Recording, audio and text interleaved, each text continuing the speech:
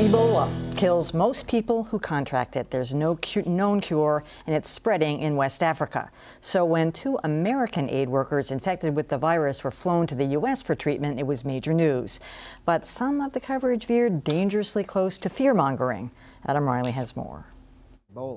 Ebola isn't new. The deadly virus has been breaking in and out of the news for decades, but the current outbreak is different. A sick American doctor sealed from head to toe, arriving back on U.S. soil today. When 2 infected American aid workers were flown back to the U.S. for treatment, it was the first time an Ebola case had arrived in this country.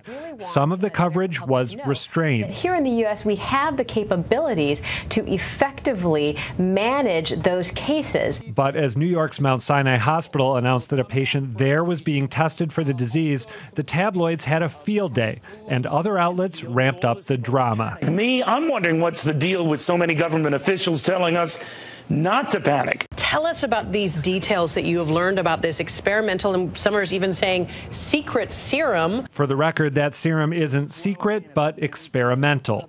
And then there was this tweet from Donald Trump, which became a story in its own right. That was a stupid comment. As the world's blood pressure spiked, critics urged the press to back off. The reason why people are freaking out is because the media is filling up space with hysteria. But blaming the media alone may not be fair. On Friday, the World Health Organization called the Ebola outbreak an international public health emergency.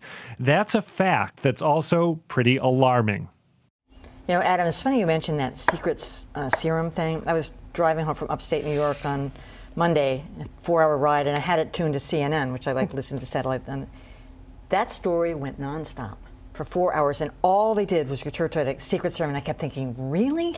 I mean, if it was a secret, they wouldn't bring that to another country and help somebody else with it? They're only going to reserve it for 2 Americans. It turns out it's not true at all. It's experimental. They weren't sharing it with everyone beforehand. But where did that even come from? I don't know. I don't know. I think people just wanted to be dramatic.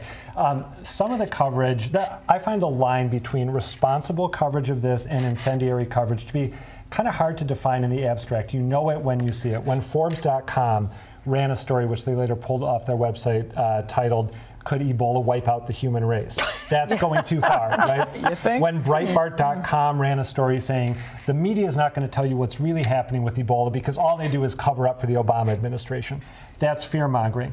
That being said, when people pointed out that the Centers for Disease Control may lack some credibility because they recently found a live smallpox sample in a closet, you know, fair point to make. Human institutions are fallible, and that was incredibly humiliating for the CDC. So I think you got to take it on a case-by-case basis. Yeah. Some stuff has gone too far, but it's a terrifying illness. So you don't want to try to make it into something less than it is either. Well, a particularly disgraceful moment in all of this was the other day when a New York hospital admitted someone with Ebola-like symptoms. For the flu. High fever, gastrointestinal distress.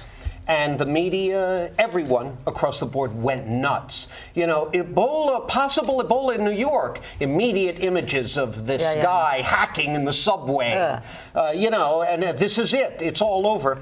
Evoking every grade Z Hollywood infectious disease movie. What was the name of that movie? The one with the... Well, there's a million of them. And they all contain a scene where the doctors or the scientists blunder. Someone rips their suit with a pen, or they spill the Petri dish.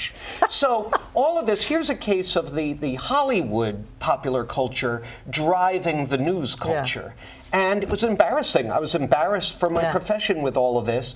And I was waiting for someone, maybe someone somewhere did point out that you have a better chance of being hit by a falling piece of Skylab than you do of dying from Ebola. But as far as I know, no one ever did. So, go ahead. I'm like one of the people who falls for this. I confess to being one of these people who was like, oh my God, there's Ebola in New York. I'm not going home. So I think my thing about this is that, you know, it sort of feels like it's end times, right? All the news we're getting is so bad that I think that there's this sort of confluence where this news just felt like another terrible story in a terrible summer, and people people are sort of on edge already, and so they responded that way. I did think that the one place where the media was actually responsible here was in sort of letting us know that those 2 doctors going to Atlanta did not put anyone at risk. And I felt like they did a pretty good job of making that clear to people, and so there wasn't like a hysterical reaction to that. Yeah, complete with chopper shot of them. Yeah, arriving. really. Complete with hermetically sealed containers. I mean, well, it's all about the pictures. Okay, so what's missing in this conversation, and what has been missing, but there's an underpinning of it, is that this is coming from Africa. They got all those scary diseases over there that can't be controlled. And it could come and infect all of us. And what are we going to do about it? So that's an underpinning that really has driven some of the hype. The other part of it is, because it is now announced as a pandemic, we are not getting in the same breath as perhaps the 2 doctors, we don't know yet how they were infected or what, maybe they could have been managed here in the United States, along with, here is how you get it. There's only these 3 ways: blood, vomit, saliva. It's similar to me in the kind of reporting, or lack thereof, when HIV was first on the scene. People, oh my God, I don't want to touch you, I don't want to be in the room. It's the same kind of thing. So when we have a situation like this, where it's a very serious disease, and there is someone that is affected who is an American, and of course that makes all of us crazier, because now an American is involved, then we must say in the same breath, this is how you get it only.